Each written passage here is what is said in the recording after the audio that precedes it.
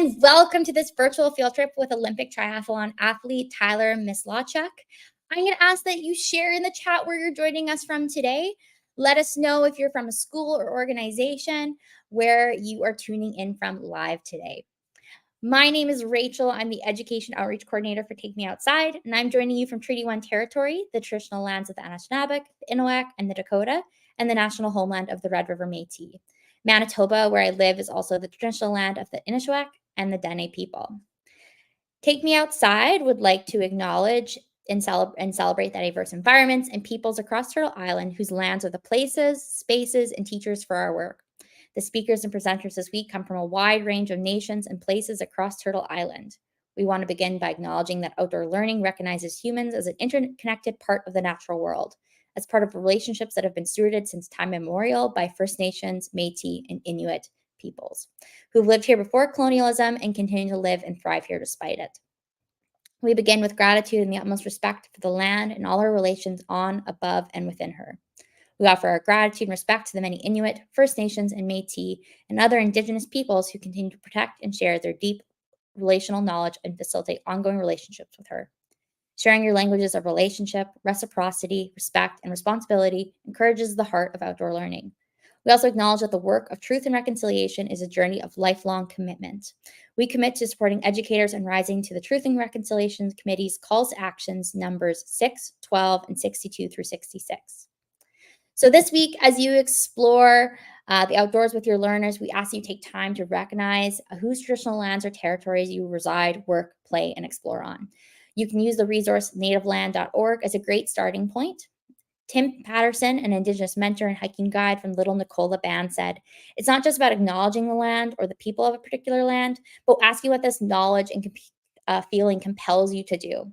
So throughout this week, we hope the sessions and speakers inspire educators and learners from all walks of life to head outside, connect to the land. We hope you experience the way the land can love, nurture, and heal. Like to thank too, before we get started, our special session partners today, PHE Canada, for helping us, acquire a speaker to join us today. And so we are really fortunate today to be joined by Tyler Mislawchuk, fresh off his appearance at the 2024 Paris Olympics this summer and the Triathlon World Championship this last weekend. He's going to speak to us today about his journey in triathlon and how he connects to the outdoors. Thanks, Rachel. Yeah, guys, I just want to say I'm so excited to talk to you guys today. This is something that I'm passionate about. Obviously, many of you probably don't know what triathlon is, but triathlon exists of swimming, cycling, and running. So pretty much everything that a kid can do growing up or loves to do, play at the pool, ride outside with your friends, run around, play tag.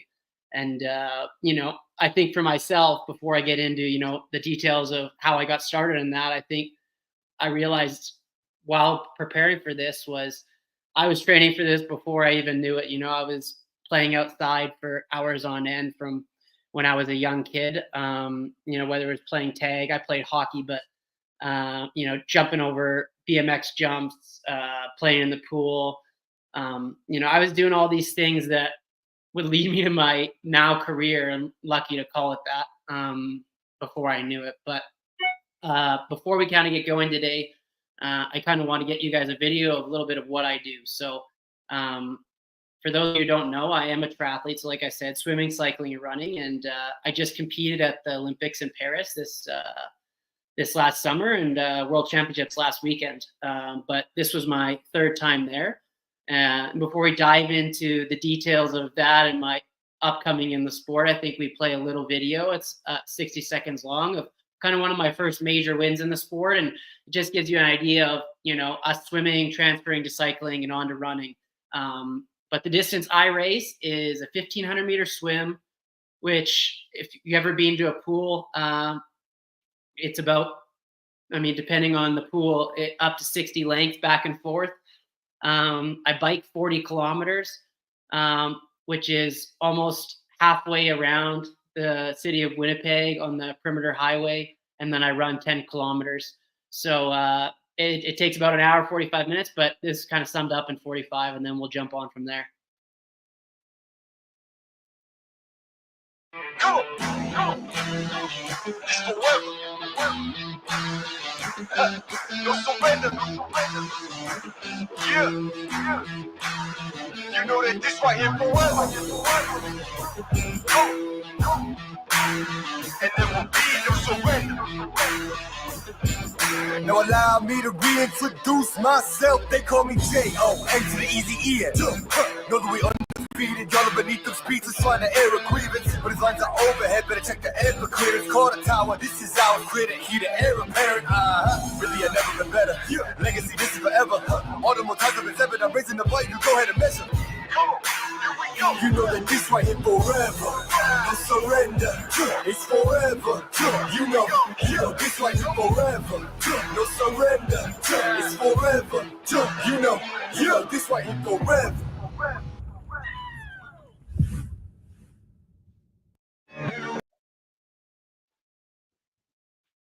Yeah, so I think we'll jump to back to the start of where everything began. So I'm 30 years old now, so I'm no spring chicken anymore. But this photo that you guys are looking at is a pretty special one to myself. This is kind of my first triathlon I ever did. Everything you see in that photo is pretty much borrowed because at 12 years old, you don't want to wear spandex much. And I remember being pretty embarrassed just getting outside and having to do that. I campaigned for some board shorts, but it was voted down. And in the back of that photo is my dad cheering me on for my first one. But what I think is funny about the start of this journey is I did this in 2006, and then I gave the sport up for 2 or 3 years because I thought it was too hard and too challenging for me at the time. I didn't know that I'd come back to it 2 or 3 years later. And the reason I actually got back into it was I was playing outside with my friends, and one of my friends was going to Manitoba Games, which some of you may know. And I wanted to also go to Manitoba Games, and I had looked and seen there wasn't many options left for tryouts. And one of the only things left was triathlon. So I went and tried triathlon, and I definitely had a hard time. It wasn't easy for me. I think I barely qualified, and definitely struggled at Manitoba Games. But I loved being outside, being able to swim, bike, and run, and being able to do it with a few friends that I had actually met in 2006. So for me, that was kind of the start. The real start of the journey was in 2008. But yeah. Fast forward a little bit, I played hockey growing up, and so for me, already being active was a big part, but triathlon was a huge change for me because hockey is obviously a team sport, and so you can play a little off and the team can still win, or you can play really good and the team can still lose. But what I found was interesting when I jumped to triathlon was, what I put in is what I got out. Which is something I found really easy to connect with, the harder I worked, the luckier I got. So that was kind of what I took forward and almost have carried through my entire career of, the more I put in, the harder I work, the better I do, essentially. Obviously there's bad luck with that. There's injuries and everything else, but that's definitely a key component of what I do now, and not then and now. I think we'll fast forward to the next 2 slides here. So this is a pretty special moment in my career. This is we fast forward to 2011. I'm make my first World Championships team, and the guy standing next to me is now currently my coach. So we raced together in 2011 in China, and it's kind of a full circle moment for me because we were guys who competed against each other, growing up, and we had a fierce rivalry, as some of you always can relate, whether it's in the schoolyard or whatever sport you're playing, whatever instrument you're playing, you have rivals or fierce competitors. And so for me, it's kind of, this photo is a lot because a rival became a friend and became a coach in the end. So a full circle moment for me. But what I really wanted to touch on today was obviously everyone dreams of, when they start a sport, they dream of reaching the pinnacle. And so whether that's, being a hockey player and reaching the NHL, or a baseball player reaching the MLB, or triathlon and making the Olympics, And I think for me, what was different, I would say, is that when I started triathlon, it wasn't the goal of going to the Olympics. I actually was just enjoying what I was doing. And I never even thought when I started that that was something I'd be capable of. And even as I got further into my career, even in 2011, this wasn't even on my radar. So I think a lot of times as kids, even as myself, is we think you get into something and you know the clear path, you know exactly what your goal is, or you hear these stories of people knew they were destined for this. And I think that's where my story is different. Is I didn't know where I was going with it. I was there to work hard and enjoy it and build, friendships. Really, like that's how it started for me. It wasn't until further into my career, probably until about 2 years before my first Olympics, which is the next slide, when I kind of started my career as a professional, that I thought, maybe I could make it in this sport. So this photo is one of my first races, and I actually got hypothermia in that photo. But when I talk about getting into a sport or getting into something and trying it and staying committed to it while things aren't easy, the easier word is adversity.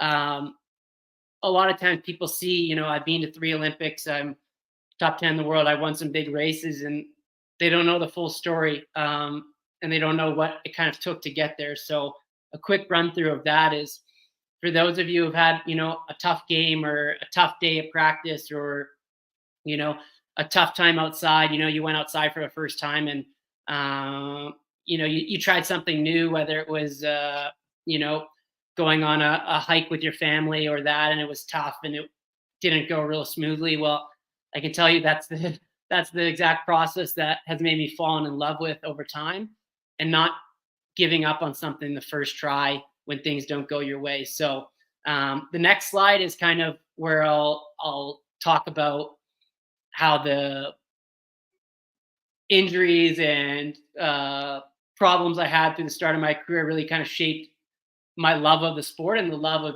being outside. So obviously, like swimming, cycling, and running, I'm lucky. I spend almost all day, every day outside, which is something that for me, I grew up doing. My parents, I lived in a rural community outside of Winnipeg. And on weekends, a lot of times I'd get in trouble because I would go out in the morning and they wouldn't hear from me, because this is pre-cell phones, until the end of the day, where my dad would be standing on top of the deck yelling at the top of his lungs. And maybe that's where he built some of his cheering voice for me to come home. So for me, being outside was always second nature, and it's never really changed. But yeah, kind of jumping towards this photo. So I look a lot happier on this photo than I was at the time. For those who can't tell, I have a lot of fake teeth now, and I broke my jaw in this photo. So I had to have it wired shut, and had to drink liquids for a little bit. But essentially, I went to race my first World Cup, which is the professional scene, and I got in a bike crash. I broke my ribs. I then said, okay, let's give it another go. I raced my second World Cup almost a year later. I broke my jaw and my teeth, and it was tough. It was really not easy for me. I tried my third World Cup.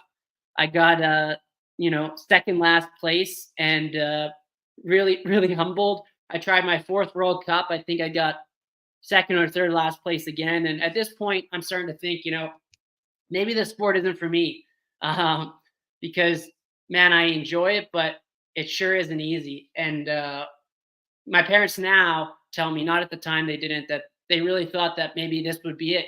This would stop me, crack me, the adversity of the sport. But what it all came down to in the end was I was trying to reach a potential of myself. And so I enjoyed it, getting outside, swimming, biking, running, traveling.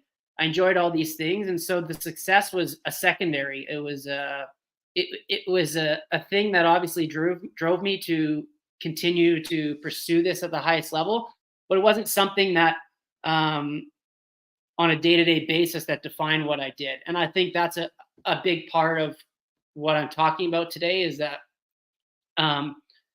you guys are going to try stuff. outside, you're going to try stuff inside. And sometimes we try things the first time and we give up on them, or the second time because it was tough or it was challenging or I wasn't the best at it. And I think if you can find the pure enjoyment in something, then it doesn't really matter the success level early on, because in the end, the passion for whatever you choose to do, whether that's, be the best on your basketball team or to be the best at, you know, trail running with your family, whatever that happens to be, is it has to come from a place of joy and looking for that outside. Um, so the next slide kind of, we talk about all the failures, but now we kind of jump into like the next part of my career. So after these World Cups, I finally had my breakthrough on the sixth one, and things started to click for me. My confidence built, and I ended up qualifying for my first Olympics in Rio de Janeiro in 2016. A wild experience for myself. I went into the Olympics 2 years out of there's no chance of making it to now I'm the youngest guy in the race, and this is everything I could have ever dreamed of. But what's funny about that, and we tie it to the beginning of the story, is this isn't what I thought when I started triathlon. I just liked going to Birds Hill Park, swimming in the pond. I like biking around with my friends, hitting some jumps and running loops around the neighborhood as a kid. So for me, it was, most people there was, they talk to them and they go, this was the dream from when I was 5 years old. And for me, it was never the dream. It became a dream over time, but nonetheless, it was a special feeling. And to have my family and friends there was something I'll never forget. And guys, I just want to say, if you have any questions or comments as we're going along, because obviously triathlon is maybe a new sport or you're not familiar with. If you have any questions about any of it, distances, speeds, how you get into it, where did I do all those, just get your teachers to throw them in the chat, and I'm happy to answer as I go here. First Olympics, I think people always look or watch the Olympics, and I'm sure you guys are the same. You watch it on TV and you go, wow, they knew they were this from a young age, and they dreamed it, and they were always so special, and they were always so much better. In the next slide is kind of a moment that ties all that together for me. I had won my first major triathlon, and so the question is, have I ever won a triathlon? And the next slide is exactly that. So I think my first major race win was in 2019, and I remember a newspaper article, saying like, talented triathlete comes onto the scene and wins his first big race. And my joke was always like, it was from starting in 2006 to winning my first major race in 2019. It was a 13-year overnight success story. So for those of you, try something once or twice and struggle with it a little bit, I think it's important to remember, like, it doesn't happen overnight. And if the joy's there, then the rest will come. And I got a question from over here. Where was my favorite race? So my favorite race, I think, was this past summer in Paris. I raced the Olympics there, and in front of the Eiffel Tower. And, to be honest, the course was amazing. The fans were amazing. But what made it special was I had 25 family and friends members there, but that, have been with me since the beginning of the journey. And I think just as invested, if not more invested than me at some points.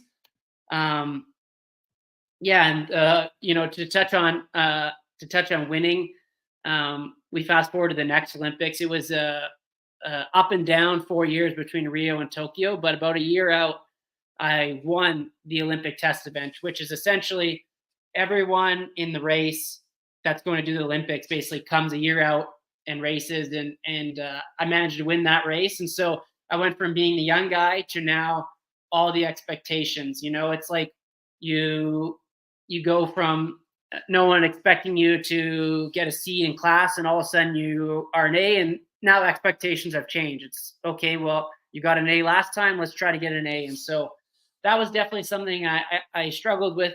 I think it was for me a huge learning curve of uh, reminding me, like I said at the beginning, of like why I do this. You know, I don't do it. I wasn't doing triathlon for anyone else other than I wanted to see how far I could take it, see how much I could enjoy it, and see where it could lead me. So I think reminding myself that throughout my career was being really helpful.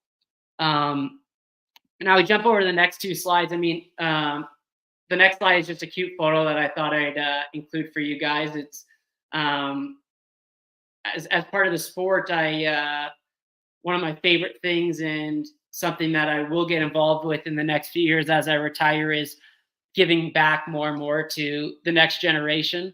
For myself, this photo is taken in a country called Malta, where I worked with a little triathlon group there, and it's always one of my favorites because I still remember this little girl energy was just off the walls, and it reminded me a bit of myself, of someone who couldn't sit still or focus as good as I should have probably when I was your age.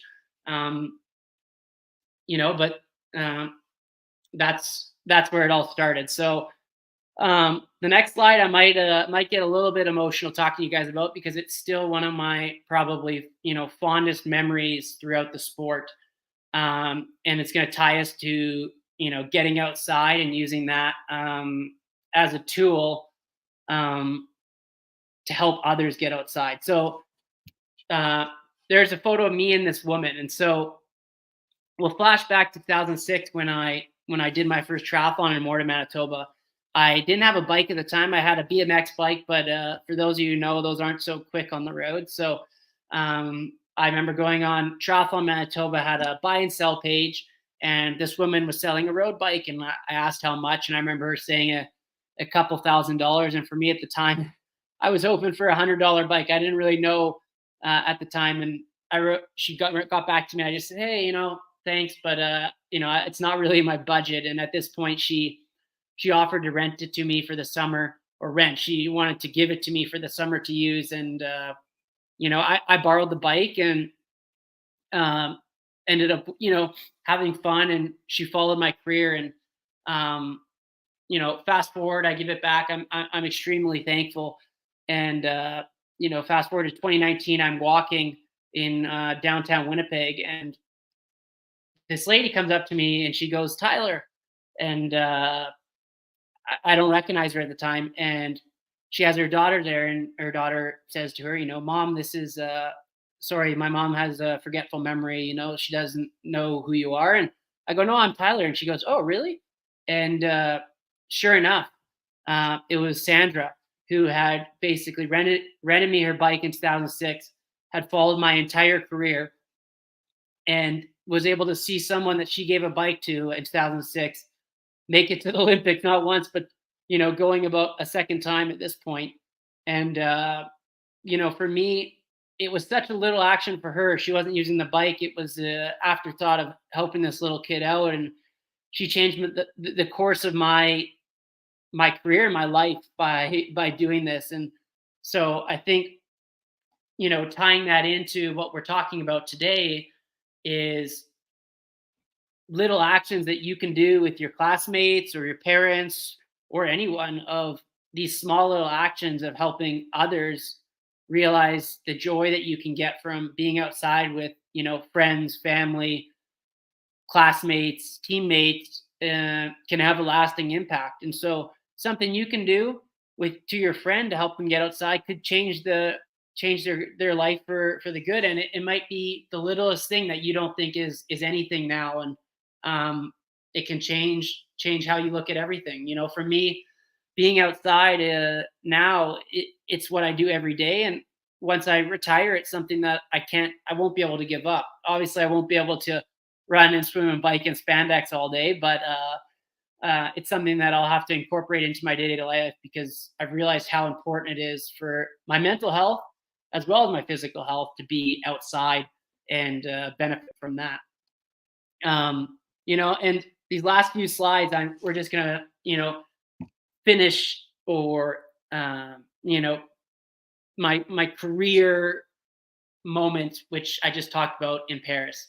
So this photo is actually me and 2 French guys who they ended up coming third and fourth, almost near the end of the race. And for me, I went into the race where I wanted to win a medal, and I probably went out too hard and I blew up a little bit. And there ended up being a photo go viral of me after the race. I ended up finishing 9th, but I was in, battling for 3rd place until about, 5 minutes left in an hour 45 race. And for me, triathlon, to link it back to the beginning, has always been about what I could get from myself. And so whether it was 1st place or 3rd place or 9th, what I told myself before the race was whatever I can give, as long as I cross the line, know I've given everything, I'll be a happy man. So this next slide is a bit gruesome. So maybe if you you don't like it, close your eyes. But this was a moment that not a pretty photo for sure, but something to myself that I crossed that line knowing that I had nothing left and I had, given everything that I could have. And so before we go into questions, the last few slides are honestly just me getting to enjoy the outdoors. These 2 photos are where I'm at right now in Flagstaff, Arizona. Places I never thought I'd discover. I'm just a kid from Oak Bluff, Manitoba, who grew up where you see your dog run away for 4 days. It's so flat. So, to be in the mountains and to see these things from something that started as hitting BMX jumps and playing tag outside is pretty surreal for myself still. The next slide is just me swimming in the ocean last weekend in Spain. Had you asked me at 8 years old if, playing in a drainage ditch when the snow melted was going to end up being, me in Spain and in the ocean, I would have laughed at you. And, the last one is just me getting to ride outside.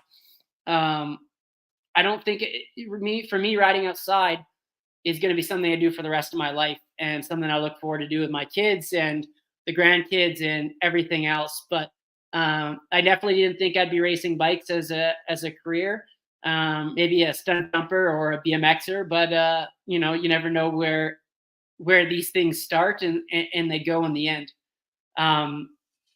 And that's it for my story. But I think what I'd like to, finish and, tie everything together would be that, for me, my parents, before I had this presentation, I called my parents and asked them, was there any, funny stories of me growing up and the impact, outside had on me. And they couldn't come up with any specific because they said my whole life as a kid was outdoors. And so that was something that was, caused by friends knocking on my door and inviting me outside to hang out or do something or build a snow fort or that. And looking back, those are still some of my best friends today. Some of them are the ones that were in Paris watching me and have come to other races. But, the outside for me is about a few things. It's about mental health. It's about physical health. And those 2 things branch off into a bunch of other things. Friendships, connections. I think going through challenges, whatever that may be, together brings you closer. A lot of the guys I train with now and race with are some of my best friends because going through tough times together or adversity or good times is something that you can't take away. And when you connect the mental and physical health, there's nothing much better. And for me now, I probably spend just as much time as I did outside as as a 5 to 10-year-old, but not many people can do that. So I think for me, it would be finding ways, even once I retire, of being able to get outside, being in the sunshine, being able to go for hikes, and be able to plan that in and around everything else I do, because it's just something that isn't a negotiable, isn't something it's an extra. It's almost for me a mandatory thing. And so, that's that's my journey and my connection to the outdoors. Okay, we have a question there. It just popped up. Oh, sorry, I didn't mean to interrupt you. I just wanted, before we maybe go to questions, Yeah. I just wanted to say thank you so much for sharing your story and sharing your journey to where you are today, because I think it's really, really important for us all to know that, you know, to have success, you have to go through a lot of failures.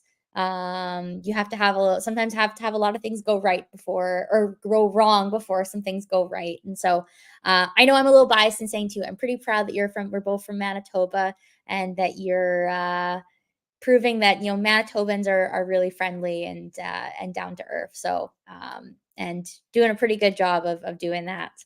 So yeah, there's lots of questions for you in the chat. So I did want to make sure that we got to answering them. So Kim wants to know, what motivates you to keep going when races are tough? What advice can you give our students to encourage them to keep going when things are in their lives are hard? Yeah. Oh, great question, Kim. I think there's a few different things. There's some short-term stuff and there's some long-term stuff. You know, when we're talking about this race in Paris, would be an example of a short term. But when I was running with these French guys, there was multiple times in the race where I thought, this is it. And I told myself 20 more seconds, 20 more seconds of courage, because 20 seconds, a lot can change. You know, it could get a lot harder in 20 seconds, or it could get a lot easier. And by pushing those extra 20 seconds, you know, things can change. But when I started, I didn't know that it was what it would be 20 seconds. I remember my dad telling me, you know, just pick a point, you know, 20 meters ahead and run to that point. And when you get to it, focus on the next point. And so without my dad knowing, he kind of instilled in me, you know, like setting these small goals. And so that's what would transfer into a bigger, more macro would be of, you know, when you set out to do things and stuff becomes challenging, is reminding yourself of like why you're doing and where you're going. Because I think when you go into things with expectation that they're going to be tough, and I think expectations is a huge word that we could use as well, is setting expectations that when you want to do something challenging or stuff gets hard in life, is that, yeah, life's not easy. Things aren't easy when you want to accomplish stuff. And if you go into it with, okay, well, this is going to be tough, you know, this isn't always going to be easy. Instantly, it changes your mindset of like something hard comes up, and you're like, well, I know that I've been told it's not going to be easy, and so this is just part of something that I have to deal with. Rather than if you go in and think everything in life or the race or your goal is going to be easy, and then your first challenge, you're caught off guard. And so expectations is a huge part of that. Amazing. Thanks for sharing. How do your mentors help you on your career path? Yeah, that's a good question, Rory. Yeah, I mean, I have a lot of mentors that have changed over the years, but I think having a mentor is almost cheating the system in a way, because you get to learn from the mistakes or successes of them without having to go through them sometimes yourself.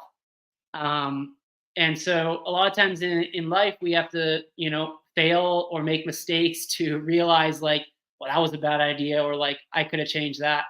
And so having that mentor, that someone's, whether they've been through something similar or just relating, you know, like we're talking about triathlon today, but I think carrying it over into anything of like we were just talking about goal setting, is using a mentor from any space and being able to bring it into your own world. Because at the end of the day, when you're trying to reach for anything, you know, you have a goal and you're going to have challenges, and it's not going to be easy.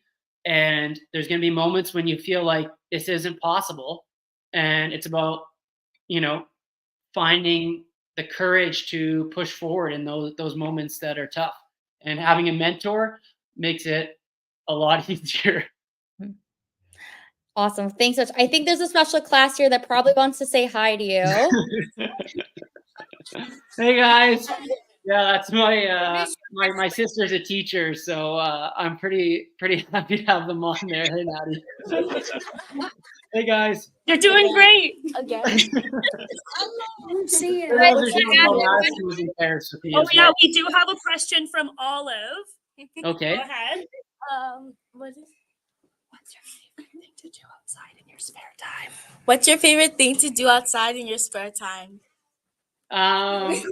That's a tough question because I don't have much spare time. But to be honest, it's the same type of thing I like to do when when I'm not training is being outside. So for me, like I have a paddleboard, getting out on the lake. I don't hike as much as I want to, or do some bike packing, or get out in nature, camping, all these things, because I have to sometimes be resting for training. But these are things that I look forward to doing a lot more in the next few years as I come to kind of a conclusion of my career. Yeah. Awesome. Thanks. We're gonna go to some other questions, but we'll keep you on the screen.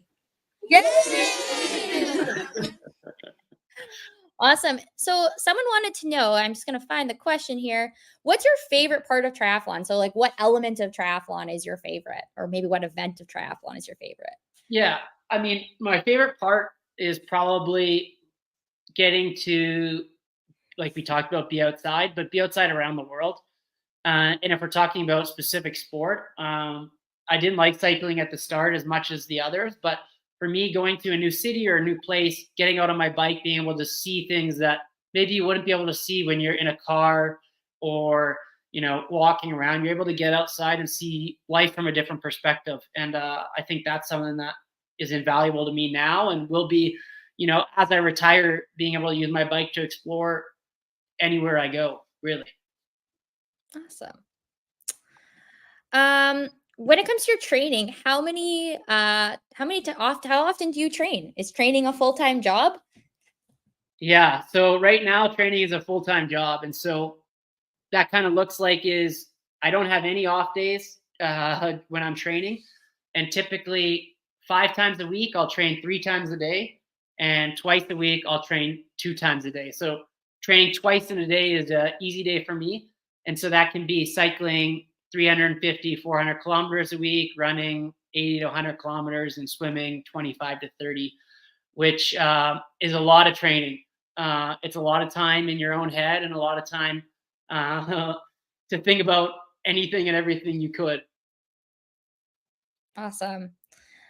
Time for a couple more questions here. People want to know, when you race, how many times do you change your shoes, clothes, and all the different events? Yeah, so we swim and race in the same spandex suit the whole way. But essentially is we start with goggles and swim cap. When you come in, you have to put them in a box or you'll get a penalty, just like cleaning your room as a kid. You have to put them in your box. At that point, you put on your helmet, you go out on the bike and you jump on and you put your bike shoes are already clipped into your bike. So in the video you saw, you run, you jump on your bike as it's moving. And as you're biking, you put on your shoes. When you're done, as you're coming in, you take your shoes off, you jump off your bike, and then you put your running shoes on and go out. The funny thing about the running shoes is they are like bungee elastic laces. So it turns out I didn't really need to learn how to tie my shoes in the end because my job, I don't have to. Very nice. Awesome. Okay. Well, I think we're going to wrap it up for questions here, but I want to go to our class here. What was your favorite part of Tyler's session today? Okay. Go ahead. The questions that people were saying When we got on. Yeah. Yeah, when we got on.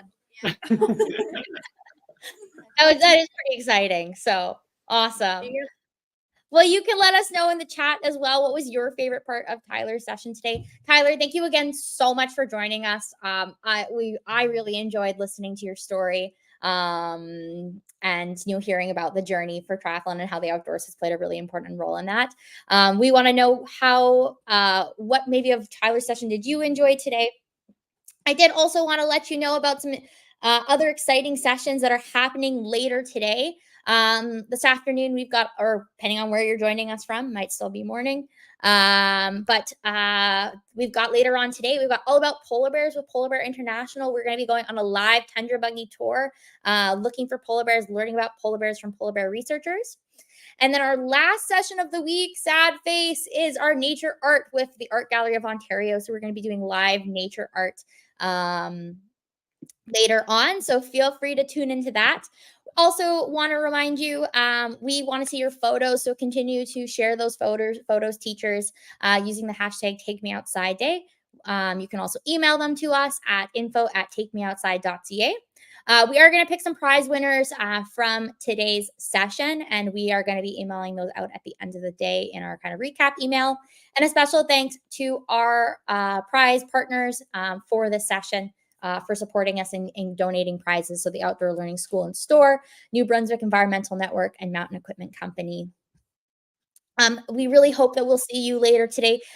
This is the last formal day of our virtual field trips. So we thank you all for tuning in this week, for joining us this year for our 14th annual Take Me Outside Day. We hope we'll see you later today, but continue to be getting outdoors. If you want to do outdoor learning all year round, we encourage you to join the Learning Challenge. It is a year-long challenge that invites classes to spend as much time as they can outside throughout the entire school year. There's resources, prizes, lots of good stuff there. So thank you again so much for joining. And we want to know too, as you're leaving today, let us know how you're planning to get outside today. Thanks again for joining, and we're gonna. All right, thanks everyone. Thank you. Wave.